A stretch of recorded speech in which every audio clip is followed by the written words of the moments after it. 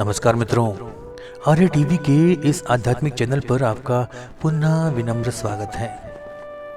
आज के इस नए एपिसोड में हम मनाचे श्लोक के 138वें श्लोक का विवेचन सुनेंगे।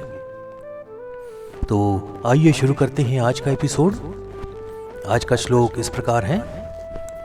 भ्रमेनाडळे वीतते गुप्त झाले, जीवा जन्मदारिद्र ठाकोनी आले, देहे बुद्धीचा निश्चयी जाटळेना, जुने ठेवणे मीपणे आकळेना। मराठी भावार्थ सुनते हैं।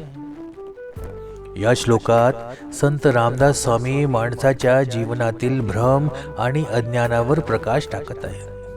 ते सांगतात की जीवनाच्या गंतव्यापर्यंत पोहोचण्यासाठी माणसाला त्याच्या भ्रमाचं निराकरण करावं लागेल। ज्या व्यक्तीला जन्मदाऱ्याचे कष्ट आणि दुःख सहन करावे लागते आहे, तो आपल्या मनाच्या भ्रमात गुंतलेला असतो। देह आणि बुद्धीचे अज्ञान आपल्याला त्याच्या खऱ्या उद्देशापर्यंत पोहोचायला अडथळा आणतात। ज्याने हे अज्ञान सोडून दिले तोच जीवनातील खऱ्या मार्गावर जाऊ शकतो। या श्लोकाद्वारे स्वामींनी सांगितलं की जुन्या सवयी आणि अज्ञानामध्ये राहणाऱ्याला जीवनाची खरी अर्थशास्त्र समजत नहीं। हिंदी भावार्थ सुनते हैं। इस श्लोक में संत रामदास स्वामी जीवन के भ्रम और अज्ञान पर प्रकाश डालते हैं। वे कहते हैं कि जीवन के उद्देश्य तक पहुंचने के लिए मनुष्य को अपने भ्रमों को दूर करना चाहिए। जो व्यक्ति जन्म और दरिद्रता के कष्टों से गुजरता है, वह अपने मन के भ्रम में फंसा रहता है। शरीर और बुद्धि का अज्ञान उसे उसकी असली मंजिल तक पहुंचने से रोकता है। जो इस अज्ञान को त्याग देता है, वही जीवन के असली मार्ग पर चल सकता है। इस श्लोक के माध्यम से स्वामी जी यह बताना चाहते हैं कि पुराने आदतों और अज्ञान में रहने वाला व्यक्ति जीवन के असली उद्देश्य को नहीं समझ पाता। आइए विवेचन सुनते हैं। पिछले 137वें श्लोक से जुने ठेविणे मीपणे आकळेना, पुराना बनाए रखना मुझे समझ में नहीं आता, इस प्रकार के 5 श्लोकों का अध्ययन शुरू हुआ। आज के समय में इस विचार का महत्व और भी अधिक बढ़ गया है। प्रगति और उन्नति आज के परिभाषित शब्द बन गए हैं। समय बदलता रहता है, परिस्थिति निरंतर नया रूप धारण करती है। हमें इसके साथ तालमेल बैठाना चाहिए, समय के अनुसार परिवर्तन करना चाहिए, ऐसा अक्सर कहा जाता है। यह मानना और ऐसा बोलना ही बुद्धिवाद का सार बन गया है। विचारक इसका लगातार प्रचार करते हैं, लेकिन रामदास स्वामी जुने ठेवणे मीपणे आकळेना, पुराना बनाए रखना मुझे समझ में नहीं आता कहकर अहंकार छोड़ने की बात कहते हैं और बताते हैं कि तुम्हारे पास पुरातन समय से वह बहुमूल्य खजाना है जो तुम्हें ऐश्वर्य, सुख, संतोष और उन्नति प्रदान करता है। उसे पहचानो और जानो। इसलिए एक बार शांत मन से साधक बाधक विचारों के साथ और पूरी जागरूकता के साथ हमें प्रगति, परिवर्तन, समय के अनुसार चलने जैसे शब्दों के पीछे की वास्तविकता को समझना चाहिए। जो आदर्श हासिल किया जा सकता है वही असंभव नहीं है। यदि वह आदर्श नहीं मिल रहा तो उसके दिशा में आगे कदम बढ़ाते रहना ही प्रगति है। पर्वत के तल से शिखर तक पहुंचने के लिए कड़ी मेहनत और साहस से चढ़ाई करनी पड़ती है। चलते रहना ही प्रगति है। जब शिखर पर पहुंच जाते हैं तो हर कदम नीचे की ओर गिरने का संकेत बन जाता है। जब कोई बच्चा पैदा होता है तो वह बढ़ता है। 20-25 वर्ष तक उसके शरीर में, हिलडुल में, अंगों की क्षमता में क्रमिक परिवर्तन होते रहते हैं, विकास होता है।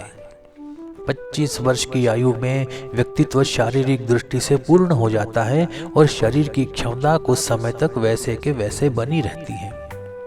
इसके बाद धीरे धीरे यह स्पष्ट हो जाता है बुढ़ापे के लक्षण सामने आने लगते हैं, शरीर की ताकत घटने लगती है, इंद्रियों की कार्य क्षमता कम हो जाती है और यदि जीवन चलता रहता है तो वह भारी हो जाता है। सामान्यतः ऐसा हर व्यक्ति में 5 से 10 साल के अंतराल से होता है। अब जन्म से लेकर 25 वर्ष की आयु तक होने वाले परिवर्तन को तो परिवर्तन माना जाता है, और 50 के बाद जो परिवर्तन अनुभव होता है वह भी परिवर्तन ही है। क्या दोनों को समान रूप से महत्वपूर्ण और आवश्यक माना जाना चाहिए? अगर 50 के बाद होने वाला परिवर्तन नहीं हो रहा या धीरे हो रहा है तो क्या इंसान उसे होने के लिए प्रयास करना चाहिए या उसकी गति बढ़ानी चाहिए? और अगर कोई 50 के बाद भी ऐसा व्यक्ति है जो शारीरिक रूप से जवान जैसा दिखता है, जिसके शरीर में ताकत, ऊर्जा, उत्साह है, तो क्या उसे अप्रगत या पिछड़ा माना जाएगा? और अगर कोई 30 की उम्र में बुढ़ापे के लक्षण दिखाने लगता है तो क्या उसे प्रगति मानना चाहिए? बहुत पहले धुएं से भरी हुई चूल्हियों पर शायद मिट्टी के बर्तनों में चावल पकाकर पत्तों पर परोसकर लोग खाते थे। आज वैज्ञानिक अनुसंधान के कारण उपकरण अलग हैं। ज्वलनशील गैसों की चूल्हियों पर अत्याधुनिक दबाव वाले बर्तनों अर्थात प्रेशर कुकर में खाना पकता है। खाने के लिए उच्चासन, भोजन मंच, कांच के बर्तन, चमचमाती थालियां, कांटे, चम्मचों की व्यवस्था है। लेकिन इन आधुनिक उपकरणों में जो चीज पकाई जाती है वह दाल चावल ही है। इसमें कोई परिवर्तन नहीं हुआ है।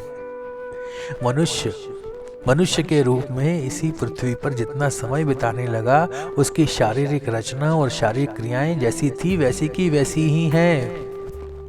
हजारों वर्षों का समय बीत चुका है, फिर भी इंद्रियों के स्थान नहीं बदले हैं, अंगों की क्रियाएं नहीं बदली। यदि परिवर्तन एक प्राकृतिक आवश्यकता होती तो यहां भी परिवर्तन अपेक्षित होता। परिवर्तनवादियों ने और निरंतर प्रगति का ढोल पीटने वालों ने इस पर गंभीरता से विचार किया है क्या? नामे स्तेनो जनपदे न कदर्यो न मध्यपः नाना हिताग्रिन विद्वान स्वैरी स्वैरिणी कुतः। उपनिषद काल के एक हाथी ने मेरी राज्य व्यवस्था में कहा कि यहाँ कोई चोर नहीं है, कोई कंजूस नहीं है, कोई शराबी नहीं है, कोई अधार्मिक नहीं है, कोई अशिक्षित नहीं है, कोई स्वैरचारी पुरुष नहीं है, और तो और कोई दुर्वतनी स्त्री नहीं है। तो यह कैसे संभव है? इसमें पारिवारिक, आर्थिक, व्यक्तिगत और सामाजिक सुख स्वास्थ्य का जो रूप है, उसमें बेहतर समाज रचना कल्पना में भी आजकल सुनाई जा सकती है क्या? यह कहकर कि हमें लगातार बदलते रहना चाहिए, हम क्या हासिल करना चाहते हैं, संघर्ष, अस्वास्थ्य और प्रदूषण, यही हमारे उद्देश्य हैं क्या? सृष्टि में विविधता निस्संदेह मौजूद है। सभी सृष्टि के पदार्थों में यह विविधता पाई जाती है। यह अचेतन में है तो सचेतन में भी है। इस विविधता का मूल्यांकन प्रकृति, प्रवृत्ति और परिस्थितियों के आधार पर अलग अलग होता है, और इस विविधता से उत्पन्न होने वाली विषमता कभी कभी बहुत कष्टप्रद होती है, जो संघर्ष और अस्वास्थ्य को जन्म देती है। भारतीय संस्कृति ने इस विविधता को संतुलित बनाए रखने के लिए एक विशिष्ट समाज व्यवस्था बनाई, ताकि विविधता से उत्पन्न होने वाली ताकतें केंद्रित न हो जाएं और विभिन्न शक्तियां विकेंद्रित रहें, ताकि सभी का हित साधा जा सके, हर किसी को संतोष प्राप्त हो, कोई उपेक्षित न हो, कोई शोषित न हो, कोई आक्रामक न हो। इसी उद्देश्य से 4 वर्ण, ब्राह्मण, क्षत्रिय, वैश्य, शूद्र, 4 आश्रम, ब्रह्मचर्य, गृहस्थ, वानप्रस्थ और सन्यास, 4 पुरुषार्थ, धर्म, अर्थ, काम और मोक्ष, और 4 मार्ग, कर्म, भक्ति, योग, ज्ञान, इसका समावेश किया गया था। यह व्यवस्था सृष्टि के दीर्घकालीन अस्तित्व के लिए ऐश्वर्यशाली, सुखी, संतुष्ट, स्थिर और समाधानी समाज को बनाए रखने के लिए थी। यह व्यवस्था पुरानी होने के बावजूद पुरानी नहीं है, क्योंकि यह सड़ी नहीं है और न ही त्याज्य या तिरस्कृत है। किसी भी व्यवस्था में कुछ दोष या मलिनता हो सकती है, क्योंकि हर संरचना में कुछ स्वाभाविक कमजोरियां होती हैं। इन दोषों और मलिनताओं को निकालकर और कुछ अपरिहार्य कमजोरियों को संतोष के सहन करने सुधार किया जा सकता है। भारतीय समाज व्यवस्था की यह धारणा अन्य किसी समाज की रचनाओं, कल्पनाओं या विवादों से बेहतर और कम खराब है और इसलिए यह निस्संदेह श्रेयस्कर है। दुर्भाग्यवश पिछले कई शताब्दियों के उपनिवेशीकरण के कारण हमारे द्वारा भ्रांत बुद्धि से देखा और समझा गया कि यह व्यवस्था सही नहीं है। रामदास स्वामी ने इसे समझाया है, भ्रमे ना डरे वीतते गुप्त झाले, यानी संपत्ति हमारे पास है लेकिन हम इसे पहचान नहीं पाते।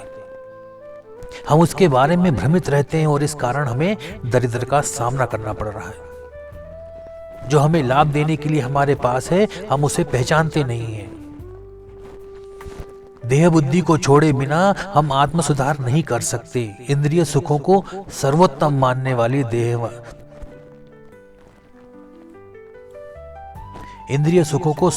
मानने वाली देहात्मवाद और भौतिक प्रगति को सब कुछ मानने वाले भौतिकवादी तत्वज्ञान का त्याग किए बिना हम अपने असली हित को पहचान नहीं सकते। रामदास स्वामी ने बार बार देह बुद्धि का निषेध किया है ताकि हम अपने वास्तविक उद्देश्य को पहचान सके। जुने रखना, पुराना रखना हितकारी है, लेकिन यह हमेशा दिखाई नहीं देता, यह गुप्त नहीं है, बल्कि यह स्पष्ट और प्रकट है। लेकिन हमें इसे देखने की सही दृष्टि नहीं है। हमारी तर्क शक्ति सही नहीं है और इसलिए हम अपने सांस्कृतिक धरोहर को सही तरह से नहीं समझ पाते। यदि हमारी तर्क शक्ति शुद्ध और विश्वास दृढ़ हो तो हम इसे सही ढंग से देख सकते हैं। तो मित्रों, आज का विवेचन यही समाप्त होता है।